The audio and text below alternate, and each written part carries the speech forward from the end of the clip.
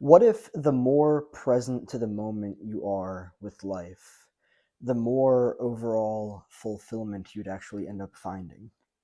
One of the most fascinating things I've noticed about life in general is the contrast between being dissociated and not even mentally present. And with that, quite honestly, when you're dissociated, you're not really in your body. You're more so out of your body and you're not really being present in your body, which in and of itself is why it's pretty much a defense mechanism because you, in that moment when it first started, you tried to get out of your body because whatever it was that you were experiencing was very painful. So you've basically just been living over and over again in a defensive state without physical presence. And so imagine then that getting back into your body and being present to the moment actually transforms everything. I've been thinking about this a lot recently because something that I reflected on in the past, I'd say year now, is just how much I wish I could go back over the past 10 years and do things differently. It's a regret. It's okay. It comes, it happens. I am a human. I do things that maybe I realize later on I would have been happier doing them a different way. And this is one of those examples. So the download was basically, oh, I want to be more present to the moment. And what I realize is that even just like the subtlety of everything, just this physical reality, the nature of this physical reality, and being present with that. I'm looking around because I look at like all these things around me, and it's like, there's physical everything. Obviously, we're in a physical reality, but a lot of people can get bored with that. And it's okay. I understand it. I've been there. They feel like they need stimulation or something. What I've been realizing lately is that when I reconnect with my body and I am like fully present to the moment, I'm not dissociated, I'm not mentally somewhere else. I'm actually being present with myself and also with that other people. I think that in order to be present with other people, you've really got to be grounded with yourself. You've got to not be dissociated. You've got to not be trying to get out of your body. Just being present. That's it. And, something that I've come to realize is that a lot of the things that I've thought that I've needed throughout my entire life, I've learned that I really don't. And I've learned that one of the biggest jewels, in my opinion, is present moment awareness. Mentally, emotionally, physically, sensationally, all of that stuff. Touch, feel, sight, smell, just being present to the moment. It really grounds you. It really transforms how you feel in yourself, in your body, and all of that.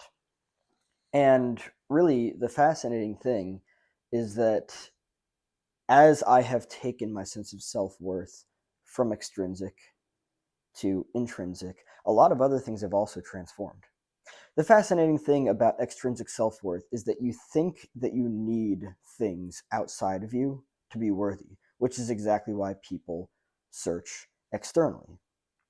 People that have their worth tied externally, extrinsically, they think that they need things outside of them to feel worthy. This is why they chase things out there. So the fascinating thing about this is that the awakening is like a full circle experience because you probably believe that you need things outside of you to be worthy. The fascinating thing is that when you realize your worth as intrinsic and you stop tying your worth to anything out there, and you realize that you actually don't need to exhaust yourself in chasing whatever it is out there, whether it's a thing or a person, it doesn't matter what it is. People tie their sense of self-worth to a person, meaning that if they get that person, then they'll feel worthy. If they lose that person, then they will feel unworthy. It's a contrast of an experience in and of itself. And so the fascinating thing about this is that the more I bring my sense of self worth back to myself and recognize it as intrinsic and recognize that I determine myself and nobody else determines me, The fascinating thing is that it's like, okay, well, then I actually can enjoy myself in my body more. I can be more present to the moment. I don't have to worry about trying to get things out there. It's less about trying to get things out there, and it's more about recognizing that, oh, wow, I determine myself. I also create my own happiness. I also create my own sense of fulfillment. I don't have to worry about things out there. I don't have to worry about people out there. I don't even have to chase the things that I previously did. I don't even have to chase.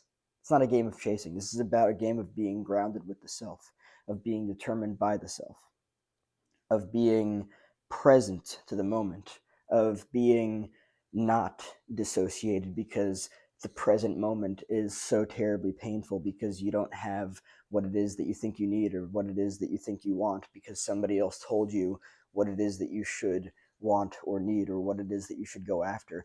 You can detach from all of that stuff. And then when you detach from all that stuff, you bring your power back to yourself. You bring your focus, your energy, your sense of balance back to yourself.